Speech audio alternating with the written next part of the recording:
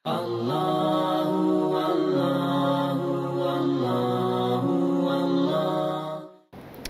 lagi cabaran-cabaran ketika memeluk agama Islam, tuan-tuan? Sekarang ni dia fikir satu sara diri, macam mana nak bagi tahu dekat family. Lepas tu dia fikir pula dekat mana nak masuk Islam. Tuan-tuan tahu tak, mualaf ni kadang-kadang bila nak masuk Islam, ramai tak tahu pun kat mana nak masuk Islam. Sebab kita tak pernah pun lihat ada signboard, siapa nak masuk Islam sila datang ke sini. Tersilap tempat pun ramai, tuan-tuan. Tiba-tiba pergi Jabatan Mufti. Jabatan Mufti pula bagi tahu, oh ini tempat nak dapatkan fatwa. Lepas tu pergi ke Jabatan Agama. Bahagian pula silap, pergi bahagian perkahwinan. Dia kata sini mau kahwin, cerai, rujuk boleh datang sini. Pergi mahkamah, oh silap tempat. Dia nak cari tempat pun kadang-kadang sukar. Sebab apa, tuan-tuan? Sebab dia baru nak masuk Islam, tuan-tuan. Siapa yang nak bagi tunjuk ajar dekat dia? Ada satu kisah, tuan-tuan, bukan di negeri ini. Negeri mana tak payah kita nak bincangkan. Tapi pernah seorang mu'alaf, tuan-tuan, cuba bayangkan, nak masuk Islam pun masalah, tuan-tuan. Dia sampai dekat pejabat nak masuk Islam pukul 4:30, dan staf dekat situ suruh balik, tuan-tuan. Sebab apa suruh balik? Dia kata pukul 5 dia habis kerja. Orang datang nak masuk Islam. Bayangkan, tuan-tuan, orang yang kerja nak masuk Islam malam, kat mana dia nak masuk? Orang yang nak masuk Islam Sabtu Ahad. Seolah-olah, tuan-tuan, kita Sabtu Ahad ni tak boleh orang masuk Islam. Lepas pukul 5 masuk Islam tu tertutup. Bagi orang yang tak faham. Tetapi bagi mereka yang faham, mereka akan buat apa? Mereka akan bawa dekat masjid, surau dan sebagainya. Mereka akan syahadahkan, dan kemudian proses pendaftaran itu boleh dibuat kemudian. Sebab itu, tuan-tuan, dekat negeri Perlis ini, kita sediakan One Center Malaysia Perlis. Dekat sini, tuan-tuan, anytime, tak kira apa saja masa, 24/7. Kalau ada orang nak masuk Islam, boleh call kami, insya-Allah kami boleh uruskan, tuan-tuan. Tak kira malam ke, pagi ke, siang ke, tapi dengan syarat orang tu sendiri nak masuk Islam, tuan-tuan. Dan tak ada sesiapa yang memaksa dia. Okey. Apa lagi cabaran bila dia nak masuk Islam? Sekarang ni, tuan-tuan, ada orang yang dah berkahwin. Dia dah tahu tentang Islam, dia dah tahu kebenaran Islam, dia rasa Islam agama yang bagus dan sebagainya. End up sekarang dia dapat problem. Apa dia? Dia nak masuk Islam, pasangan dia tak nak masuk. Macam mana nak buat, tuan-tuan? Kadang-kadang orang akan bagi tahu, very simple je dia akan bagi tahu. Alah, tak apalah, kau tinggalkan dia lah, kau je lah masuk Islam. Ingat senang ke, tuan-tuan? Hidup 20 tahun, 15 tahun nak tinggalkan isteri. Bagaimana dengan anak-anak? Dan kalau kita lihat realiti dekat Malaysia pula, tuan-tuan, kalau pasangan dia masuk Islam sekarang ni lagi susah, tuan-tuan. Bila pasangan masuk Islam, kita tahu ada perundangan dan sebagainya.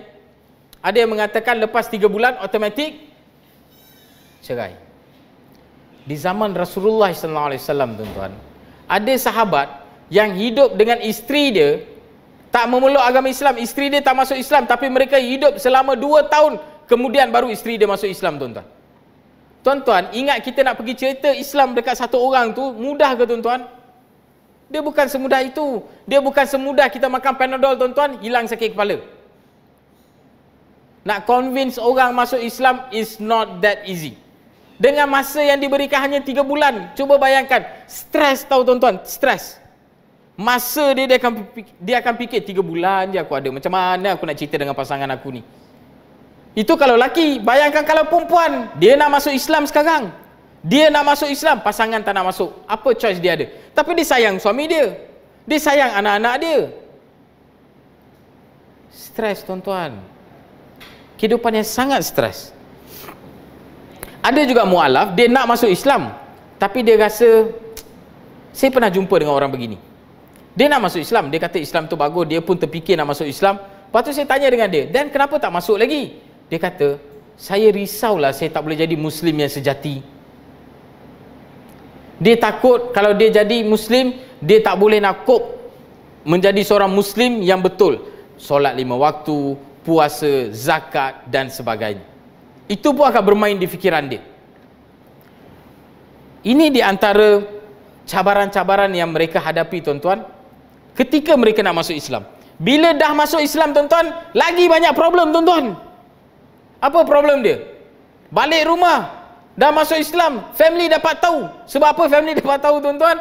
Kadang-kadang bila dah masuk Islam, orang kan minta alamat, dia pun bagi alamat, dia pula rahsiakan dekat family, dan dia tak bagi tahu pula dekat pejabat. Dan orang pejabat pula buat apa? Panggil kursus. Bila panggil kursus, hantar pula surat dekat rumah. Dah habis kantoi.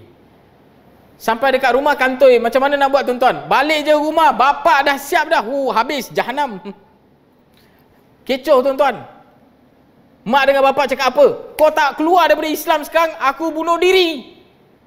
Tuan-tuan cuba tanya, kalau kenal dengan mualaf, cuba tanya dengan mereka, berapa banyak mak bapak dia orang yang pernah guna dialog ini?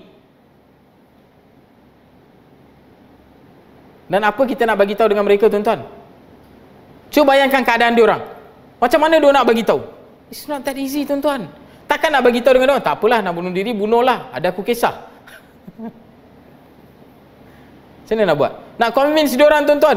Dan kadang-kadang tuan-tuan, time nak convince inilah bila kita ajak orang-orang bersama dengan kita, semua lari.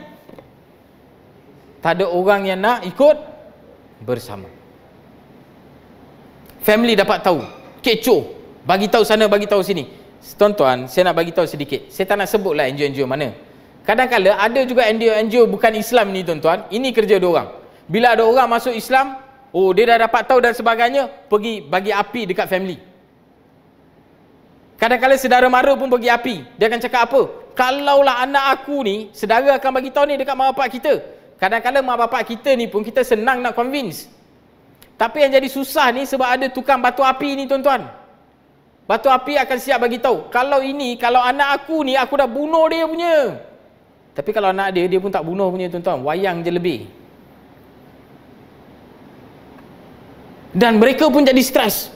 Balik rumah, dia siap. Lepas tu bagi tahu, oh kau mesti kena keluar daripada Islam dan sebagainya, itu ini pressure. Oh kau keluar daripada rumah. Jangan duduk dengan kita orang. Dia sayang family dia tuan-tuan. Tuan-tuan, saya percaya setiap mualaf yang memula agama Islam, mereka bukannya ingin membuang keluarga mereka. Tetapi kadang-kadang mereka pun tidak ada pilihan. Nanti kita akan bincangkan kenapa orang marah. Okey, sebelum tu kita pergi second. Lepas masuk Islam pula, dekat tempat kerja ada masalah. Tuan-tuan tahu tak berapa banyak mualaf selepas dia masuk Islam, bila majikan dia, kalau majikan dia especially kalau bukan Islam. Namun bukan semua. Ramai yang bagus, tapi ada segelintir majikan yang bukan Islam tuan-tuan, bila dia tahu je anak buah dia ataupun pekerja dia masuk Islam, bagi pressure. Berhentikan kerja. Ataupun boleh jadi juga orang ni tuan-tuan, sebelum dia masuk Islam, dia kerja dekat pub. Sekarang dah masuk Islam, takkan nak teruskan kerja dekat pub. Sebelum masuk Islam, jadi modeling. Sekarang dah masuk Islam, nak buat macam mana tuan-tuan? Orang pula pressure, kau berhentilah kerja, dah masuk Islam, berhenti kerja. Dia pula jadi pening, kalau berhenti kerja, mana dah dapat suruh. Lepas tu, kalau dia berhenti kerja tuan-tuan, pergi dekat zakat, minta dekat orang dan sebagainya, itu pun kena kecam. Mualaf ni tak ada kerja lain lah, balik-balik datang minta duit je. Dan dia pun stres tuan-tuan. Kadang-kadang ada majikan buang. Ada kalanya bila dah masuk Islam, kerja itu tak sesuai dengan dia. Katalah kalau dia kerja dekat kedai makan orang Cina, orang akan bagi tahu tuan-tuan, mudah je orang akan bagi tahu, berhentilah kerja. Tuan-tuan, daripada kita suruh dia berhenti kerja, kita carikan dia kerja itu jauh lebih bagus. Ataupun kita offer dia kerja. Ini masalah-masalah yang mungkin ada yang timbul di kalangan mualaf selepas dia memulai agama Islam.